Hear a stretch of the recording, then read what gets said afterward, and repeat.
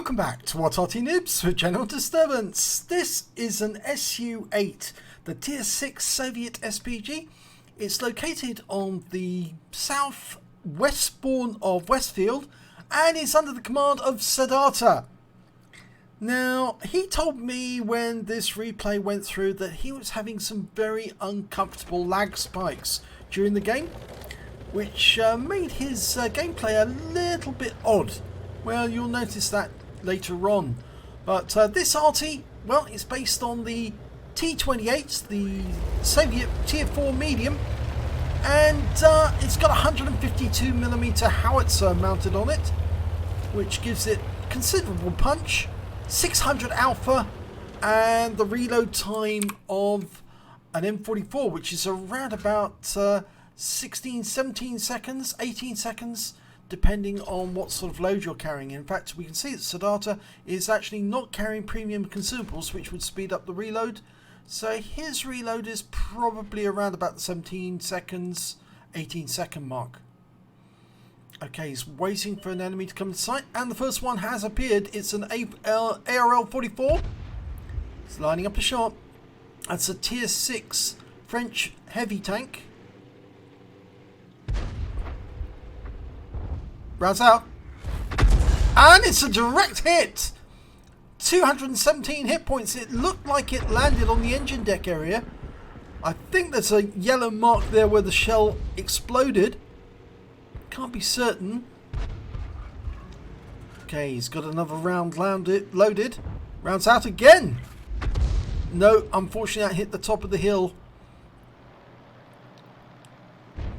Now, it's these lag spikes, I think, that's causing that problem. That's why it looks a bit stuttery. Okay, going for the ARL-44 again. Rounds out. Oh, no, he didn't get anything off that one either. In fact, you can see where the shell landed. It was a little way away from the ARL. And he's now trying to engage that VK3001H. We're loaded. Now, rounds out straight away on the ARL. And again, he's had a problem. The shell landed short. Just stunned the ARL. Okay, well, he's decided to go after a different target for the moment. It's KV-1S, a little further back, hiding behind that rock face. Rounds out. This looks better. It is better. 193 hit points off that one. 2 critical hits. I think the KV-1S was tracked. Okay, he's gone back to the ARL-44 because we've lost sight of the KV-1S. He's loaded. Rounds out. And again, he hits the ridgeline in front of the ARL. He's not having much luck with the shots on that tank. Maybe he should pick going after the steel potato, the BDR-G1B, who's behind. But he fires again at the ARL, and this time it lands behind him. So it went in front of him, and now it's landing behind him. Okay, he's decided the steel potato makes a much better target. Going for the BDR. Rounds out. Nope, didn't hit that one either. Now, this game is on the 5-10 matchup. It's a top tier, tier 6, so he is a top tier tank. But yeah, he's not having much luck against either of those two tanks there. And in fact, they're 5 down on the enemy at the moment. In fact, there's nobody between him and the incoming horde of tanks coming in from the east, apart from a few tanks up on the ridgeline on the opposite side of the valley. So instead he's going after a T-34, which we can see who's behind that barn, fires around in and splashes him. He gets a splash for 13 hit points. I saw a considerable bit more than 13 hit points lost by that T-34. Again, I think Wargaming shortchanging us. And there's a T-67 who appears to be fighting alongside a Hellcat there in that corner. Oh, he wipes out the T-67. Lovely shot. The Hellcat pulled back in time, but unfortunately for him, he got hit by the MT-25. They've knocked out the T-34. So far from being 4 tanks down, they're now only 2 tanks down. He's going back to fighting against that BDR. We've lost sight of the ARL. Oh, no, we haven't. We can see him. He's actually moved further down towards the valley. Going for a Panzer IV-H. We're loaded. Rounds out. And yes! A good hit. Again, only 50 hit points recorded. 168 showing. And the Panzer IV-H has been killed by RT-67. So it's now looking a lot better. There's only one tank down on the enemy now. There's the RL-44. He's loaded. Just got to dial in on the reticule before he can shoot. Rounds out. Lands in front of him for splash. 37 hit points. Now the enemy jumped directly, or his teammates directly to the north of him have actually retreated south to a certain extent. So we can't see the BDR or the KV-1S up in the north. But we've got to presume that they're headed this way. And there's the KV-1S. There's the BDR. Okay, we can know where they are now. And Saadharta's changed his aim. The KV-1S has just got wiped out by our MT-25, who appears to be having quite a good game, because that's his 4th kill. Saadharta's going after the steel potato. Here we go. Rounds out. Oh, yes, kill shot.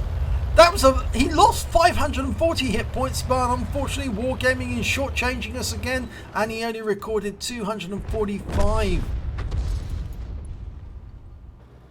Well, we're now not behind the enemy. We're now ahead of the enemy. There's only 11.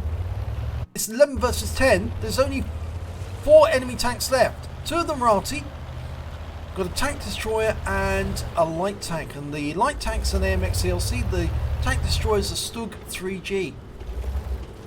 Now, as far as we know, the ELC is headed this way. Our MT-25 is going over to the other side of the valley to look for him. Saadharta's trying to hide behind that bush from that direction. I think you can see that he can just about conceal himself. Oh, there's the ELC, and he's just taken out our Hummel. Line up a shot, and the ELC's been killed. Our T-67 got him. Okay, Saadharta pulls back a bit there. I'm not sure if he was seen. Don't think he was.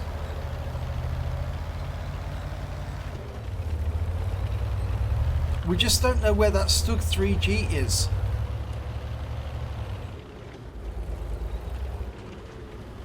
Okay, he's now aiming further up the valley. In fact, he's now aiming into the enemy area. They do have an Arty. It's in fact, they have 2. A Hummel and an SU-8, just like himself.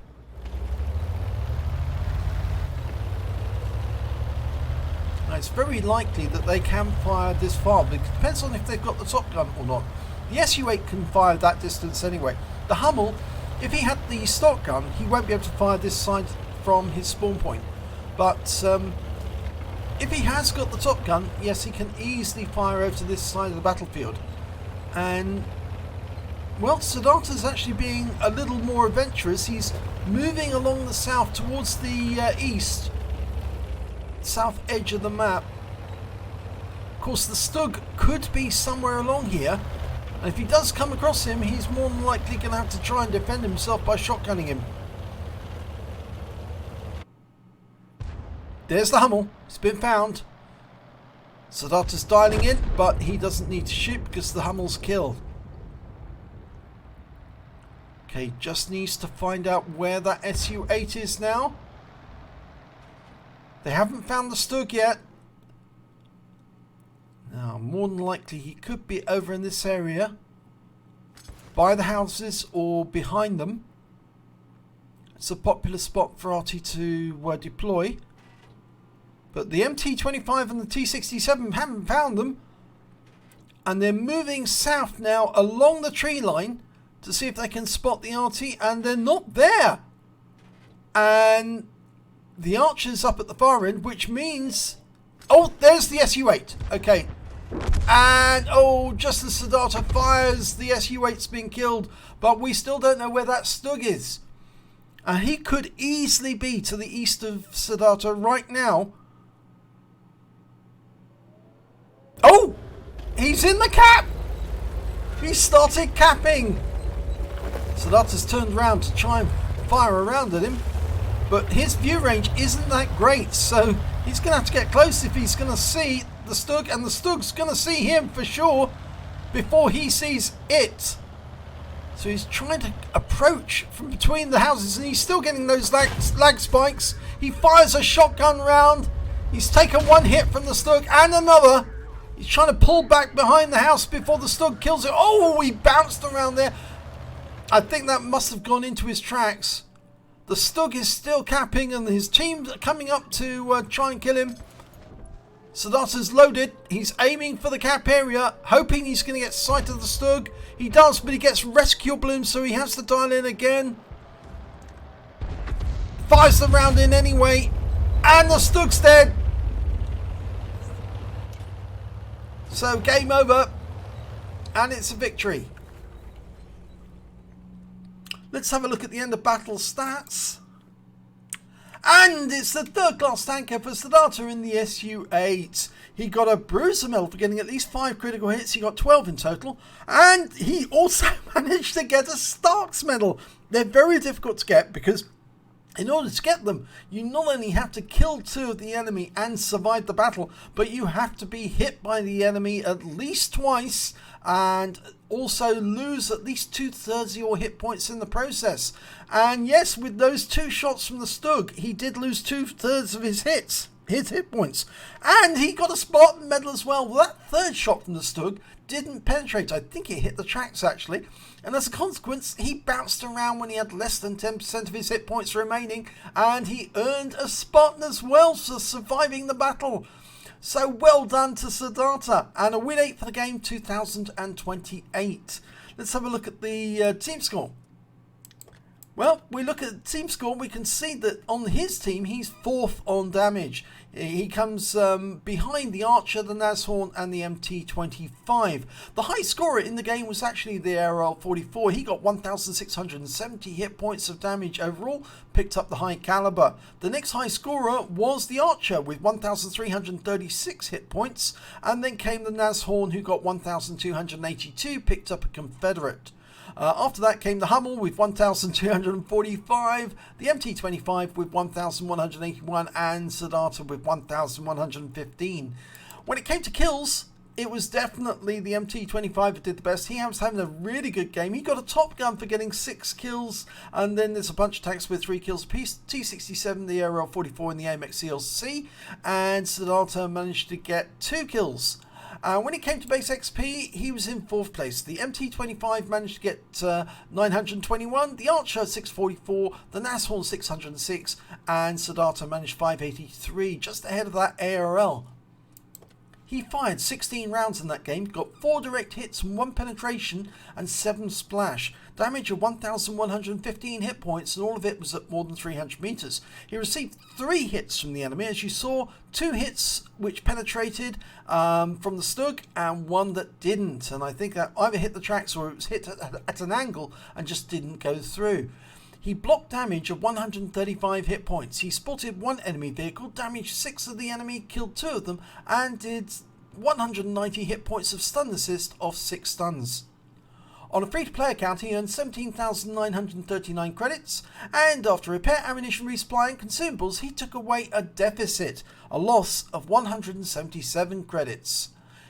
He received 3 bonds for getting the Stark's medal and the Spartan, and he also earned 583 base XP, and there was no multiplier, so that's all he took away. But yes, I could see that lag spikes were making it very, very difficult to play, because it was getting a bit stuttery at some points when you were trying to fire at the ARL, but even more so when you were trying to shoot at that Stug right at the end. I could see it getting a bit jerky, and it's awful when you can't actually control these the movement of your own vehicle and or the aiming of the shell at the enemy, because it keeps jerking about. But you came through okay, and thank God you managed to get into cover long enough, because if you hadn't survived the battle, you wouldn't have got these 2 medals. And so very nice to get them indeed. If you enjoyed that replay, please give it a like and do subscribe to our channel, and hopefully it'll be your replay that I'll be focusing on in the next replay, in the next video.